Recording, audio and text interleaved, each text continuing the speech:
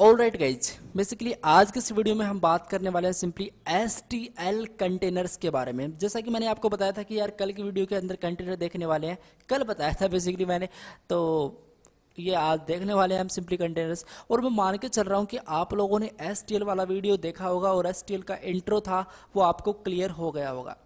ठीक है, अब यार ये जो STL होता है ना वो डिपेंड होता है आपके सिंपली टेम्पलेट पे। अब टेम्पलेट वाला वीडियो भी आपको लोगों को देखना है। मैं यहाँ पे कोई मेरा खुद का प्रमोशन नहीं कर रहा हूँ, मैं आपको ये बता रहा हूँ कि सिंपली आपको चीज़ें समझ में आती रहे।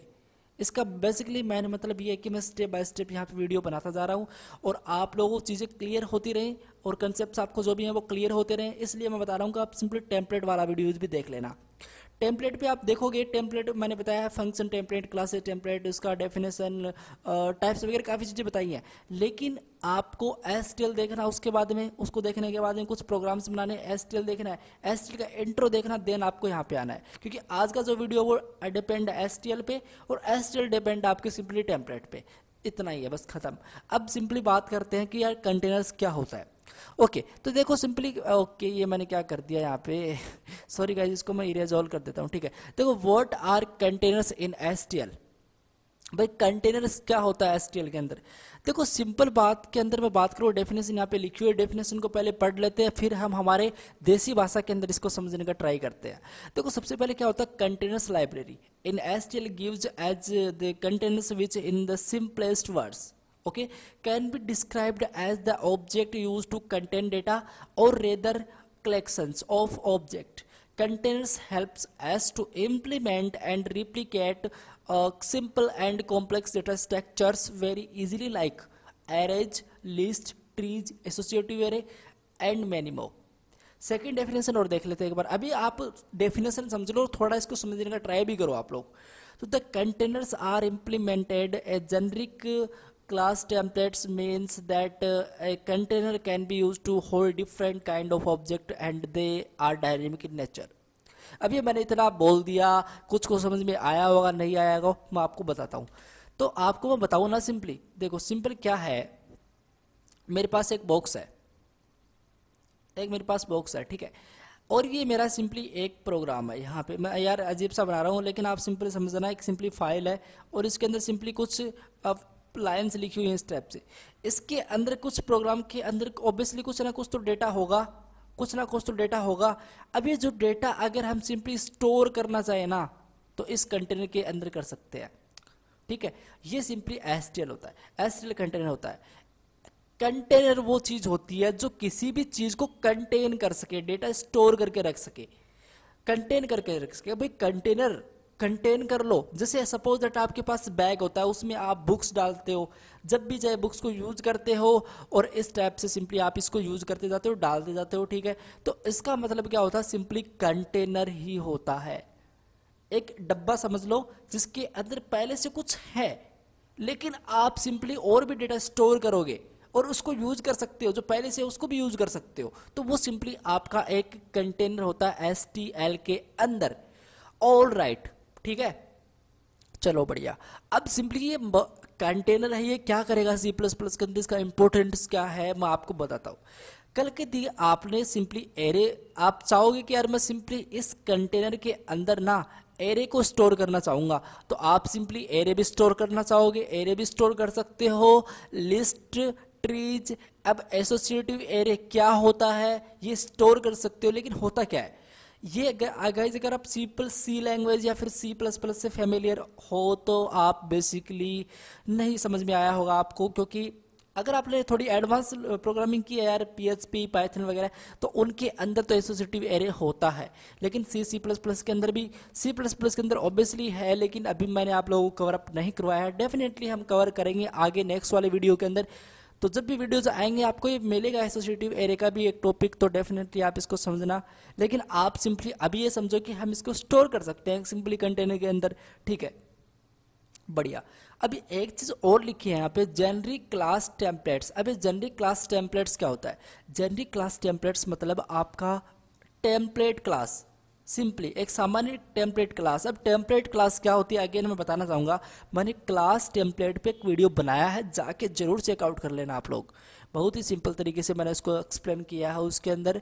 तो आप लोग समझ जाओगे यार जेनिक क्लास टेम्पलेट मतलब एक सिंपल टेम्पलेट क्लास क्या होती है, उसको हम इम्प्लीमेंट करेंगे। उसमें पहले से कुछ डेटा रखे हुए हैं, उसको हम यूज़ कर सकते हैं। कुछ इसमें कॉमन एट्रीब्यूट्स होते हैं, कुछ कॉमन इसकी क्लासेस होती है, उसके बारे में थोड़ा सा जान लेते हैं। तो देखो सबसे पहले वेक्टर होता है। अभी आप समझो वेक्टर क्या होता है, अभी आपको जानने की जरूरत नहीं है, लेकिन मैं शॉर्ट के अंदर बता देता हूँ वेक्टर क्या होता है।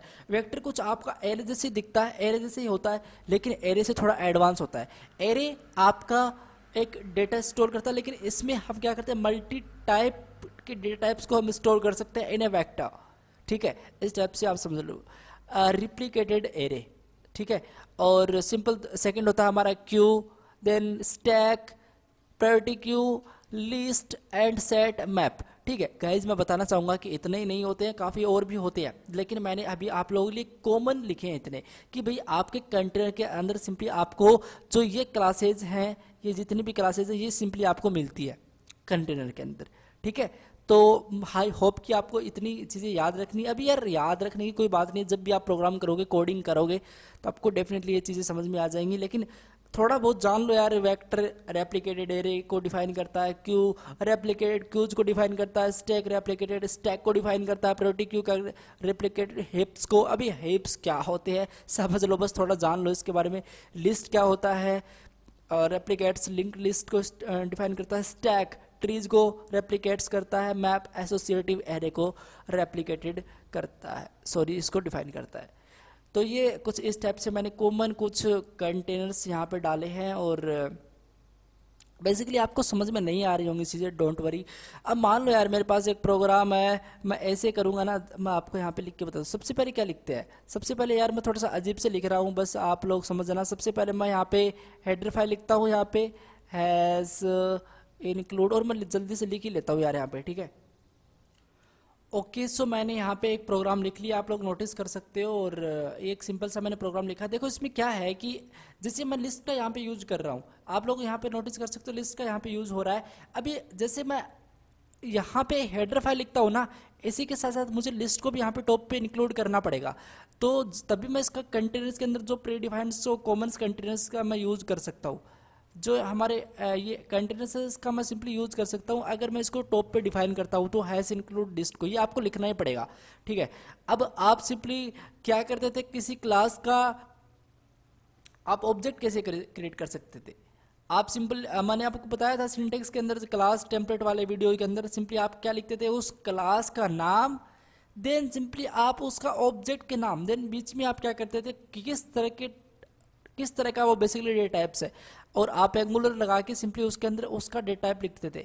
अब फ्लोट है, कैरेक्टर है, इंटीजर है, वो आप सिंपली यहाँ पे डिफाइन करते थे इस टाइप से। ठीक है, तो इसी टाइप से एक सिंपल सा प्रोग्राम बनाया है मैंने, और ये प्रोग्राम है ये सिंपली क्या करता है, लिस्ट की लिंक्स लिस्ट को यहाँ पे प्रोवाइड कर देगा। जो भी इसका डेटा है वो इसके अंदर आएगा, और हम लिंक लिस्ट को यहाँ पे यूज कर सकते हैं।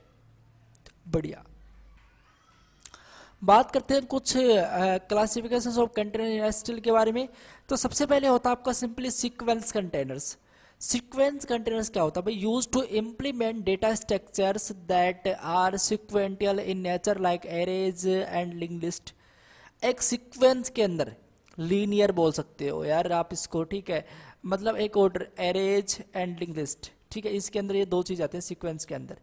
देन सिंपली होता है एसोसिएटिव एरे, एसोसिएटिव कंटेनर्स, इसके अंदर सिंपली आप मैप कर सकते हो, सेट कर सकते हो इस टाइप से। ठीक है, use it implement store data structure such as map and set. Associative array containers के अंदर ये दो चीज आती है, मैप एंड सेट।